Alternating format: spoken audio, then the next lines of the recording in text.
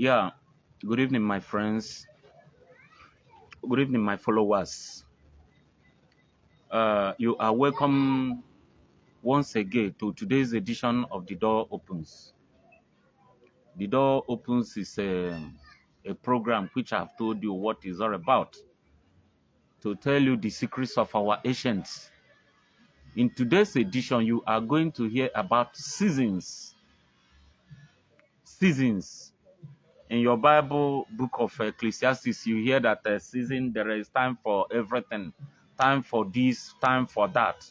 Yes, it is true, but I'm going to pick one aspect of season to tell you. You see, anything I tell you here, you may never hear it elsewhere. I am telling you because I know it. I am telling you because the ancestors are with me. That is why many a time, if I'm telling you all these things, you may think I am joking. It's not a joke. And I would want you to try whatever knowledge you pick from this platform. In today's edition of The Door Opens, you are going to hear about seasons. This time around, you know that we are in the period that we are in rainy season. We are in the rainy season. After rainy season, you get another season. That is, some say winter. Some say dry season, rainy season, and the dry season, as is known in Nigeria. And each season comes with a different vibrations, being guided by something which I am going to reveal to you. Please, as you are hearing this, share this video. It's very important. It's very, very, very important. So, you see, if you read your book of the Bible, you hear where it is written in the Genesis chapter 1 verse 29. Yes, Genesis 1:29. That Genesis, it was telling you that I have given you every seed. I have given you every seed bearing fruit for food and the herbs.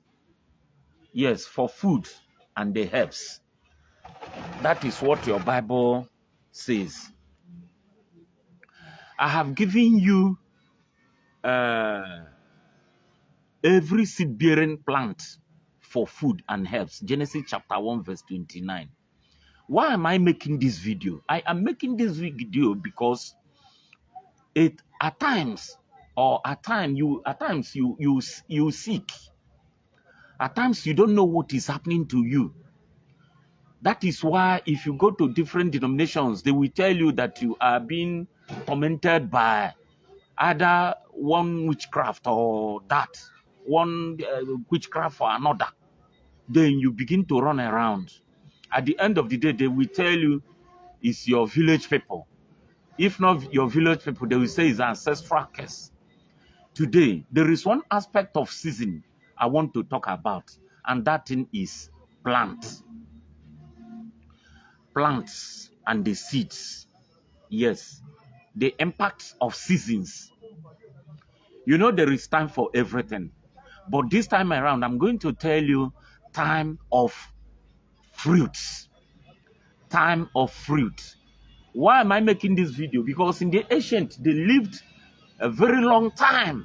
If you ask anybody today, he will tell you that he wants to live 120 or 150 years. Some will even tell you that they want to live 200 years. And before they get to 40, you see them as old as anything.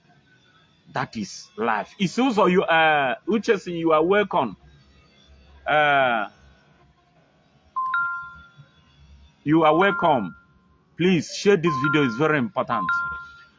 So, but you do in the olden days, you see somebody will live up to 120 years, 130 known, but we care less to ask why. We care less to ask why that. It's because of seasons. And they say that season is what I'm going to reveal to you.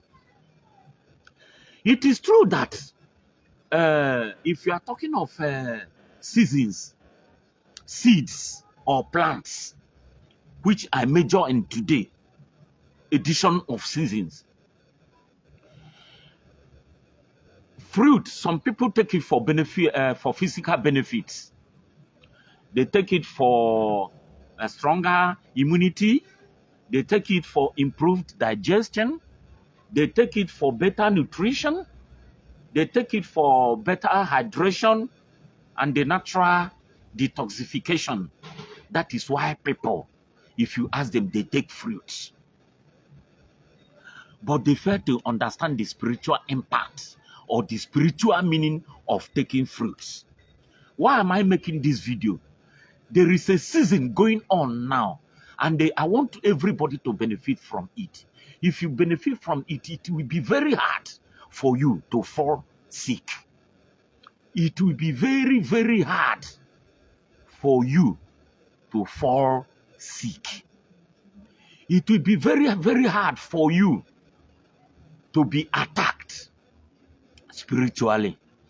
I know why I'm bringing this topic. You see, this is what your church can never tell you. Your own is to go and pray, or you go to this nutritional education, nutritional education. Yes, they teach you to eat fruit, that it is good for your body. I am making this video because now anyị nọ n'oge ahekere mfụtara, anyị nọ n'oge ube ndụ, anyị nọ n'oge orange ndụ, anyị nọ n'oge ọka ndụ, anyị nọ n'oge ife niile ndụ iche iche ndụ. That is why I want you people to partake in this spiritual awakening. Hey. That is why I want you people to partake in this spiritual awakening. Because this program, the door opens. Here's for you. The door opens. Want you to know what your ancestors knew. That's why I'm making it. Otherwise, I keep quiet. And you keep on walking about.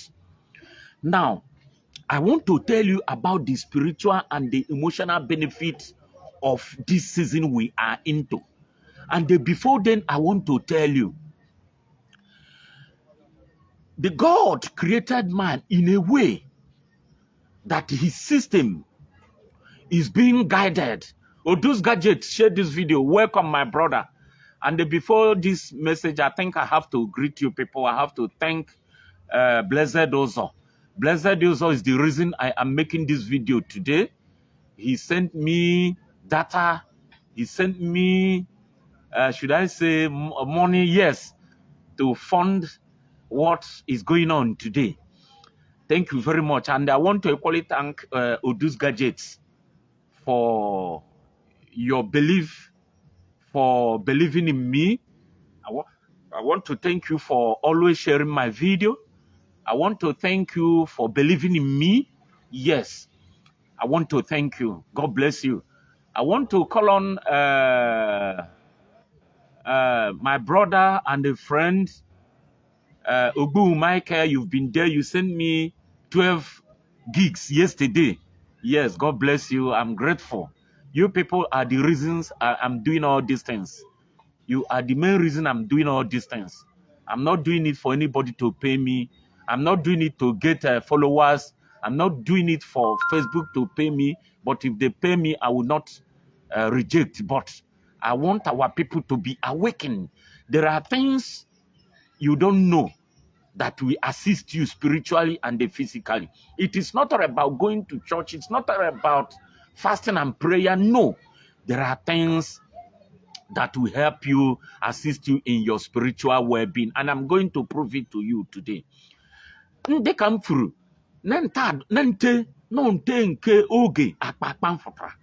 If all for there are seasons none. And Chineke, God the Almighty created man and programmed the system in a way that it stands every season. It withstands every season. it withstands the serene, should I say, the harsh and the benevolent weathers. That is how God created you. And because I always tell people, God is not your boy. God is not your servant. God does not serve you. It is impossible. God does not serve you. You walk with God. God walks with you. God cannot serve you because you are his creation. You cannot be commanding God. Yes, you cannot just say, God, I want rice, because you call yourself a man of God, or you call yourself a child of God. You cannot ask God, do this, and then you run and do it.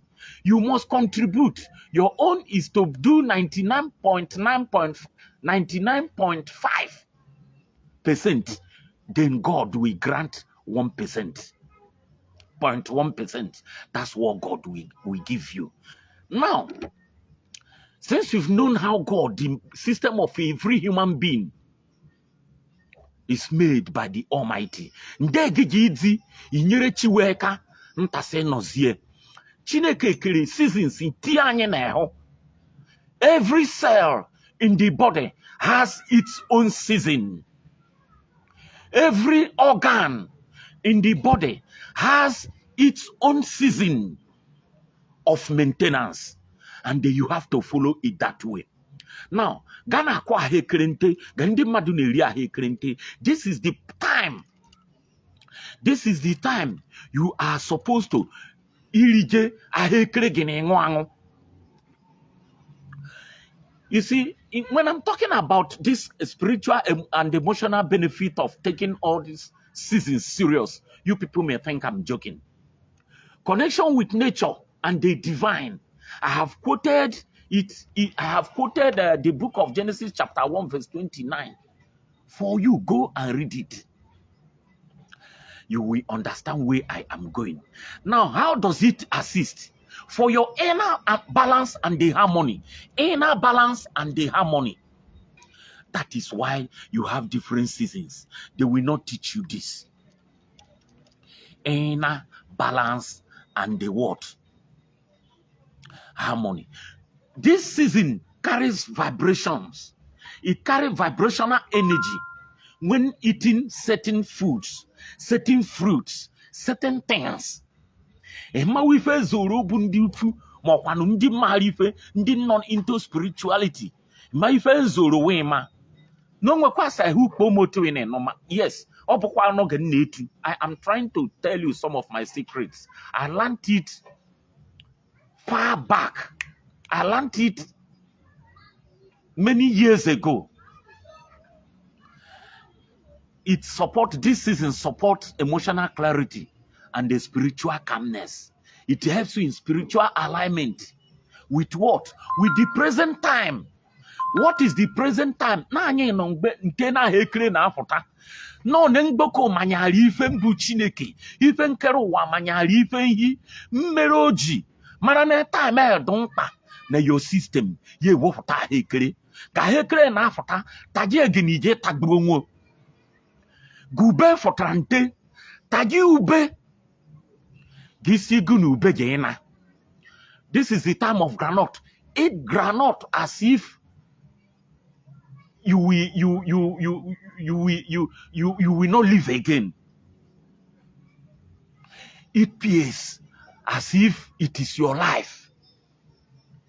Since no buni for bona fotra marano ngboko nchoro ngbeho nengboko nchoro ije replenishia some of the cells and the organs of your system. Onye bogo homa nka odogo no tenago okorobia. Ehuma nwa amado God nte go do in the next 20 years. What is the secret of this man? I am revealing it to you people. You did not pay me shishi. The only thing you will do is to share the video, which most of you find it difficult to share when you pick something. Go all come for tajo kadinije tagrongo. This is the time of corn, maize. You have to take it as if it is the end of time. Take it like that. By doing that, you are regenerating your dead cells. Maka na onwe ife mgboko nti egbara ọ na-ehụ na-arụ ọrụ na-ehụ ịma due to ọrụ ị na-arụ, due to ụdị ifi na iri n'ọnụ ma ụdị ime na ụdị siga ma anything na iri ya na-enye ka igbue. Mgbe season uju minium afụtara nte, ọ mgbe orange dị afụta, ọ mgbe ọka ndị afụta, ọ mgbe fruit ndị iche iche na-afụta, ọ mgbe nri ndị iche iche na-afụta. My brother, my sister, eating seasonally reflects wisdom. It reflects wisdom, the wisdom and the discipline. Avoiding craving led by processed off-season, led by all these processed or off-season foods. Oka fotante go na ate ye na gaziri. E ma no nwe ngboge bụ nke ha ma ha ọka. I nwere ike ha ma jo ma na ana package. Imonwo align with nature. When you are able to align yourself with nature, when those things are no more, you see, you will never crave for it. It will be impossible for you to crave for it. Because of what? Because you took it where? When the season was in vogue. Ema no anya na akuzi ife ma odo gune eme omenani ma obukwa no gune eme ife ụfọdụ. You may think that no omenani ni ime mo ife ụfọdụ bụ ma sọsọ ije na enya ani. Je kpo ewu ije na anya ani. Je kwete nkwa. No. Ma kwa na ifo beka woto. No be bụ sọsọ omenani. No. Ifo bụ omenani bụ how to know the worship, the right way of worshiping the Almighty. Worship does not only connote offer sacrifices or libations of kola nut or wine or hot drinks. No. Worshiping of God means aligning oneself with nature. If you can align yourself with nature, you see, you'll be able to say, let there be, and they will be. When you align yourself with nature, it will assist you to know the things you can change and those things you cannot change.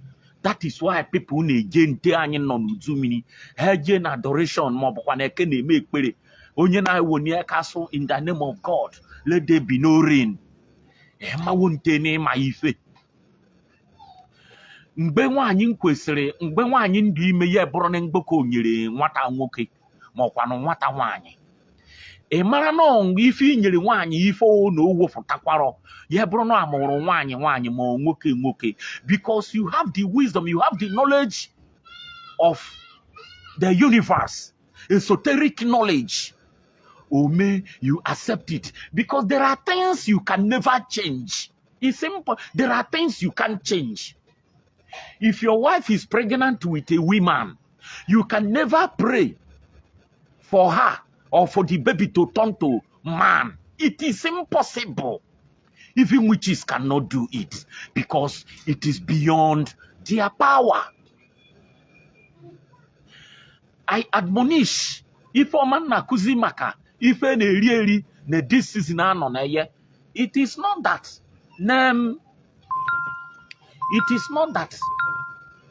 nema my even nzi wofote even zi wofotable. Also onuze mepe my program is open for you to know certain things about life.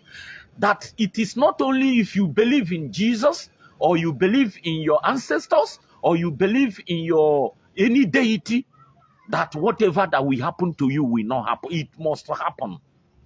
Believing or aligning yourself with nature will assist you as a human being to accept the things you cannot change and be able to change that which you can change. Emma we for them go marife, emma we for them pa go cho ife bo menane. O be na ndi igbo mokwa ndi onchi igbo eze na asuje so oduru Chineke. So fu duru mgboko. Maka no mara no ma ne ye je gbanweta te. Maka na onye obo mara no ma ne ye je gbanweta te. Obona oma biara sa anyi isi sa ndi nwunna anyi isi na ogo suso do tue na asoro go command osisi so kponko command na ta osisi so kponko.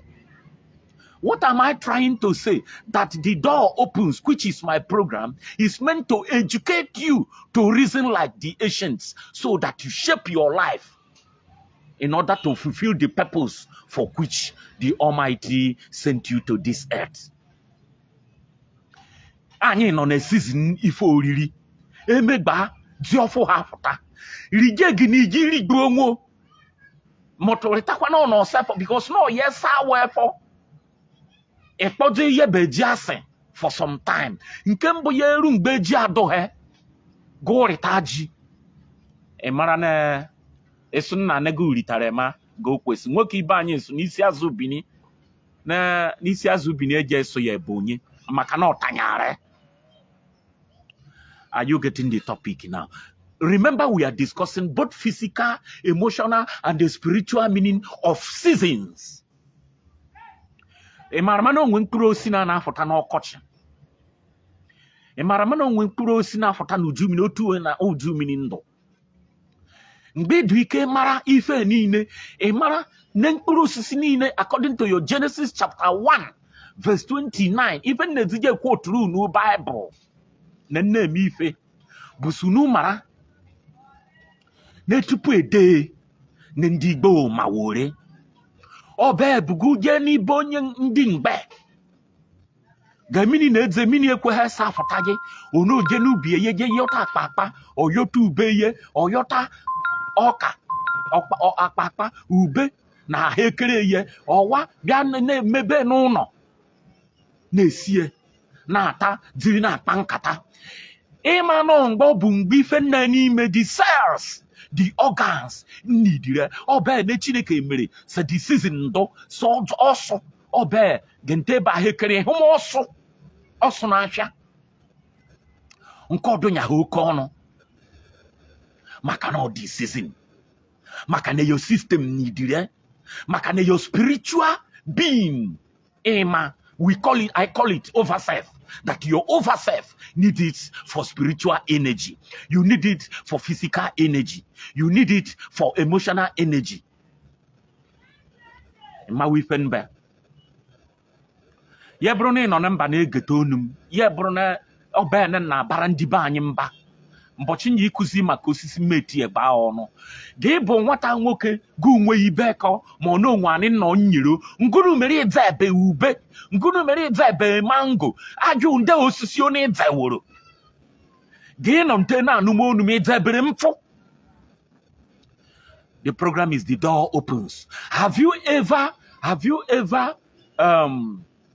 planted any tree or trees? As a full-fledged man, have you ever planted corn? I mean, orange, mango, pears, bush mango. Your Asian people, your forefathers planted it and you are reaping it today. Tomorrow they will still tell you that your forefathers were evil. That your forefathers nebundi ojo. Mfo, nube, no mango, no uziri, mosisi, mo mwemere. Idi akpi kentado mo idi nodonzo iterone sanju ndi negemte. Let me continue. Let us continue. So, emma we faces na mambo. Remember, nifi ni iri ntado no ga hekere mfotra. Ri ahụ na hekere gbara mkpe. onwe nke na-agba ebo onwe nke na-agba eto. Network or Hakwam, oh, network or Hakwam. This topic is very important. Yes, go back to Hekere. Nezianyam, but in Yikuziru, no symbols of fruits. That is when I will tell you. Nanyaga a Hekering bara Mporonambo, Moeto. Jejua, the doctors. Jejua, he. If you need to cancer, they're going to do it. Oh no, DJ program pra hekere. Oh no, DJ program pra hekere. Oh bebo go bro nwanyi. Abia nweji ga aka ife mgbajiri okporo naira. Je ese, je juwe ese mgbe oge ndo. E mara ife obo. Manu ndo na hekere. Netisasi cancer. E ma wifi zi ife ahekere mbo. Ntado no. Ngwa na-anya na udiri. Gubru udiri mobukwan gune n'udiri odu go bu mado mgbe igbuwara ehuma gubrua emocha imara ko n'ọrụ imara go chara yellow no pancreas no na ehu mbudiri oyi ni tamo mango na your kidney be ko n'ọrụ it revives them. Mango revives it, your kidney, your pancreas. Oh, to my God, udiri. Nkuru udiri na adoma na nwoke ado na nwoke. E ma wo gife niile na afota ife ngbokum prepare. Not only that, e mara mana onwe ife di egbu jiri nwa na eme. Ma kwa na ujiri mo onwe ya. Mbatimbera no home make when emergency ni ho. These are emara akapa oka. Oka is full of starch for your energy. Starch. Carbohydrates. You just store in a muscle. Iduike ga nwoke. Obeji ime ya budu ni iri ya do apane togo na ahoma mini. Nko shake nyaro. Because your system will go back to the muscles where it stored those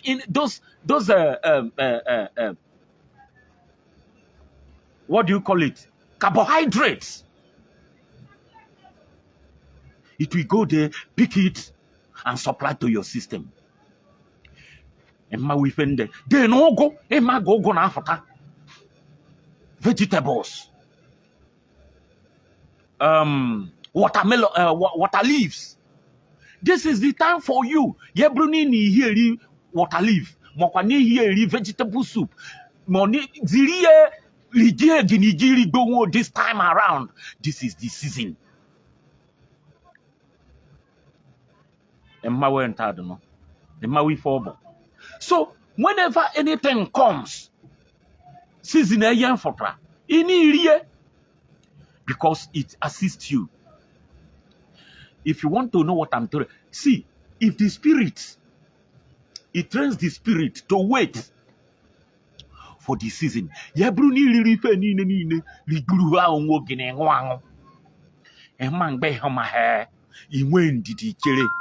Go and read your book of Galatians chapter 6, verse 9.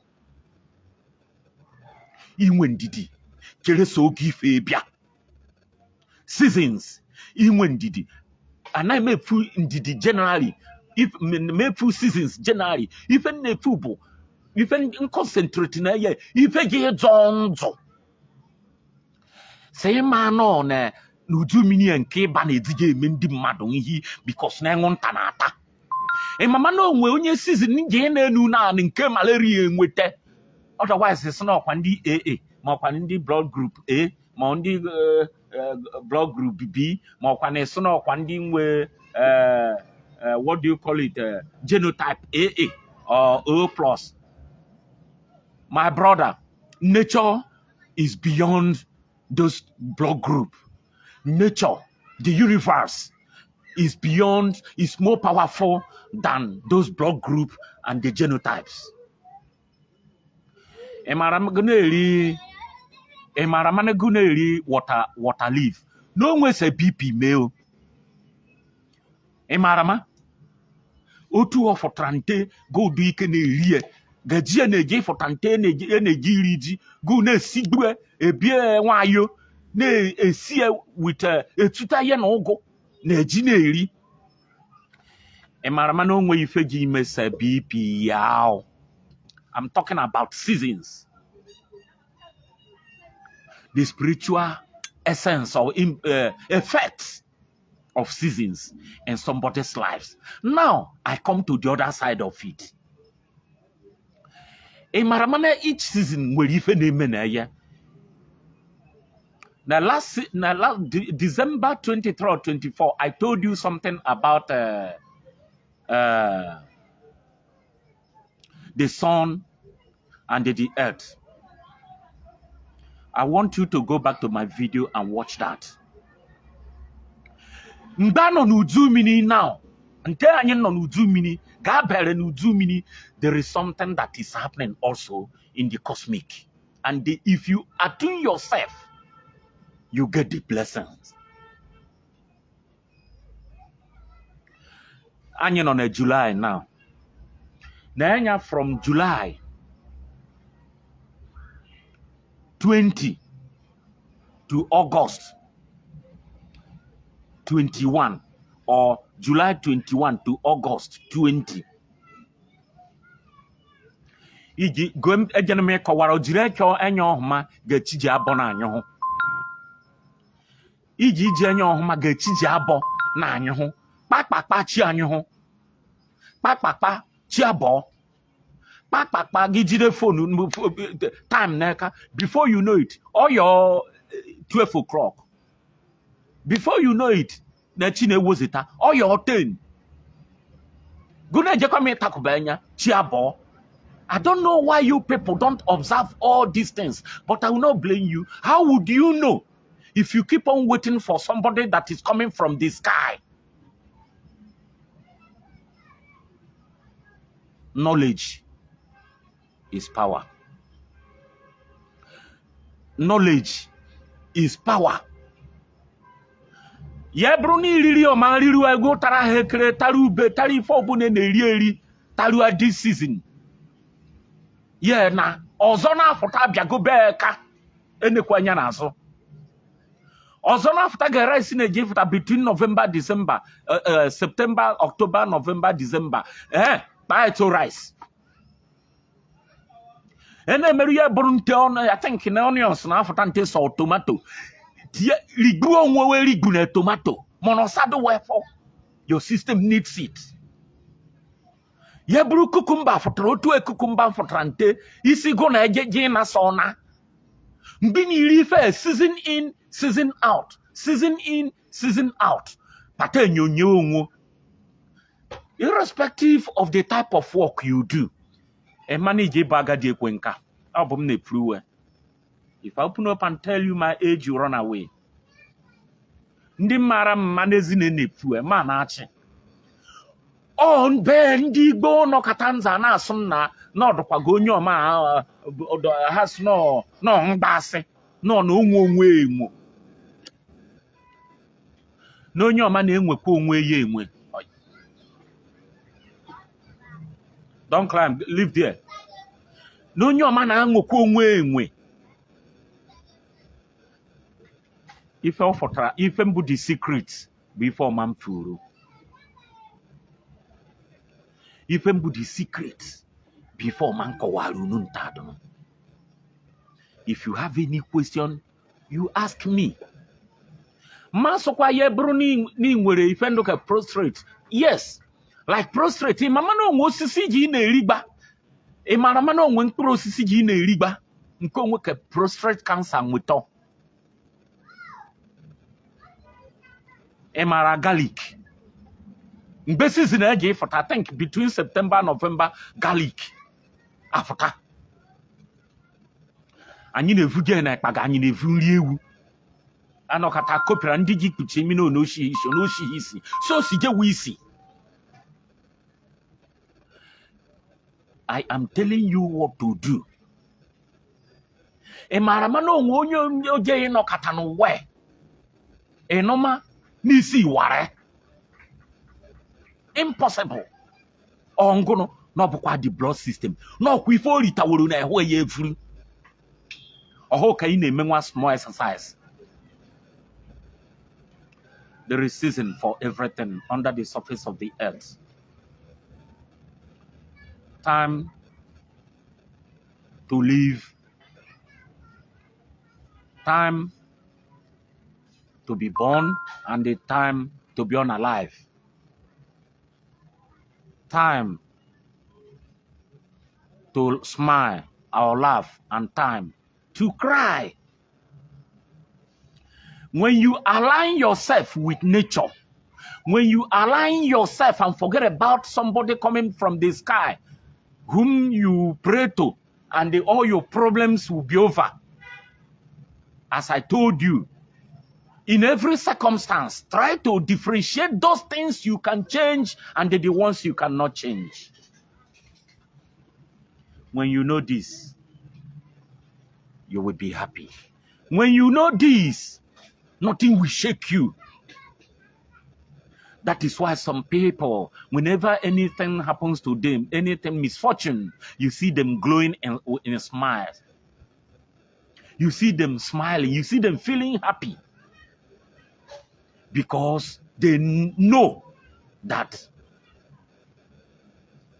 that those things are what they cannot change. Or what happened to him was something he couldn't, or he tried to change, but noticed that it is impossible for him to change it. Seasons. I use plants and seeds as part of it. I actually use situations or conditions of life to tell you about seasons. If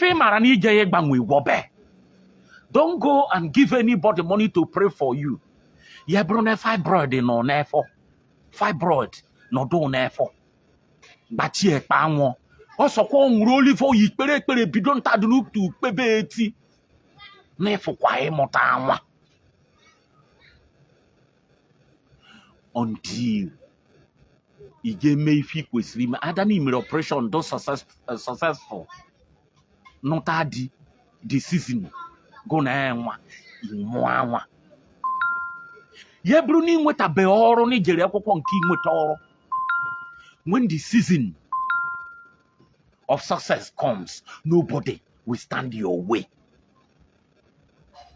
I don't want to talk generally about seasons. I'm talking about plants. Emaramano nwe nsi osisi jiri. The season em batrante. Nkonwe sire jonro. Emare nwani nta and grape. Ema grape. Ema no osisi ni ndo no wa nwe spiritual na nta ekro ni nwe spiritual essence. No nke meporo se mara. Gozota grape pie na tumbler. Mix it with one in nwa.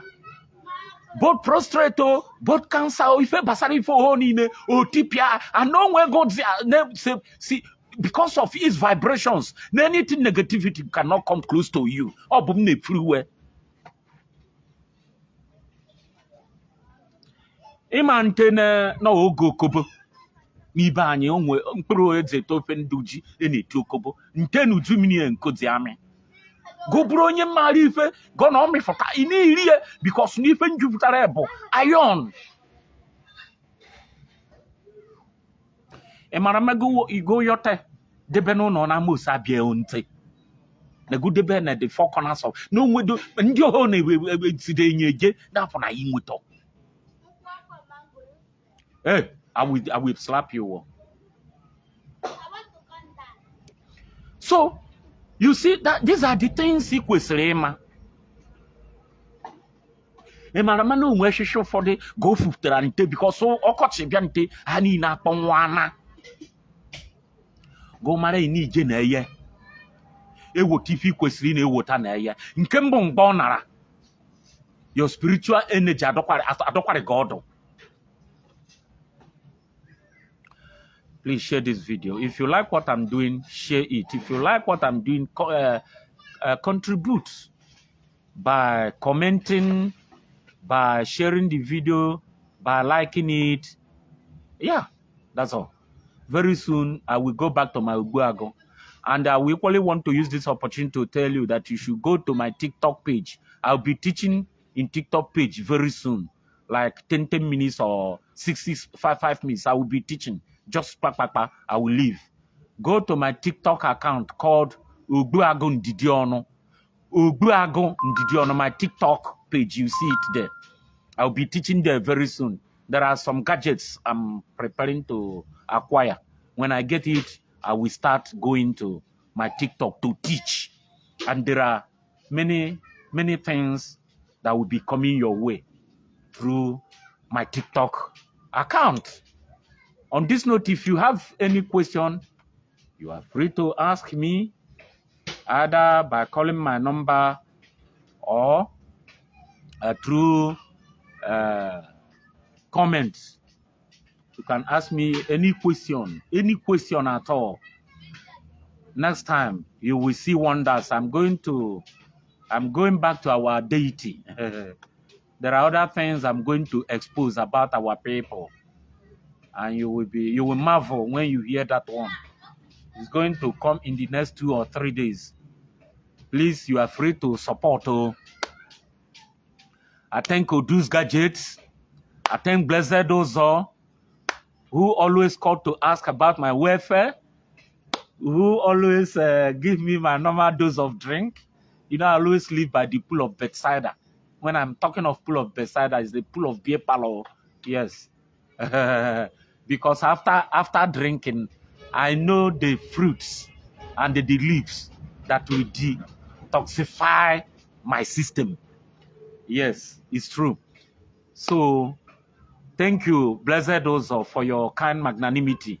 You surprised me yesterday. Thank you, Ogbu Michael, my brother. God bless you, Ogbu Michael Matrix. And a host of you, Tony Ogbonna, Waneka, Daniel Njoko. The other day, I think I made a mistake by saying that you Meka. No, Waneka. Thank you very much. It's Ucheson. Thank you very much.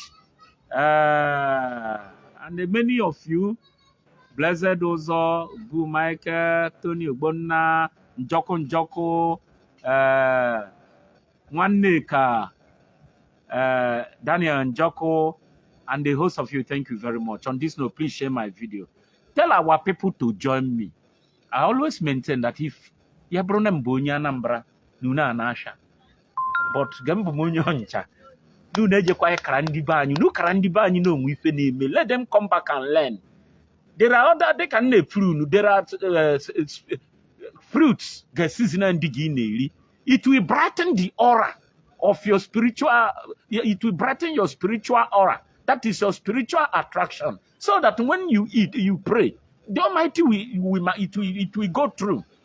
So that the projections of your enemies will not catalyze that which you ask from the Almighty. Are you okay? Odorowanyane. Imano ngosisi ji na-eri. Ngunu mekwa nombo go gbata osoje. Itai. Asu gudzi eme ife ndị otu a. Ọrụara wọrọ. Si mana mkpụrụ osi. Otu nwa God ha na mkpụrụ osi niile ndị n'ụwa. Ano season ebe otu a, ijisie ike erie. It brightens the aura, your spiritual aura. Mbi na-erigbe ife mgbe ekwesịrị irie. So thank you very much. I don't want to talk much. I don't want it to be. Go and join me on my TikTok, Ogbuagu Ndidiono. You will see it all together, Ogbuagu Ndidiono. You will see it there. Thank you. As you share, you can still support me, like data. If you send me that, it's not a bad thing, After I'm not begging, if I don't have, I know who to run to. I have Blessed Ozo. I have many of them. Odus. Yes, Odus, who is always there for me. Thank you, and God bless you all as you share the video. God bless you.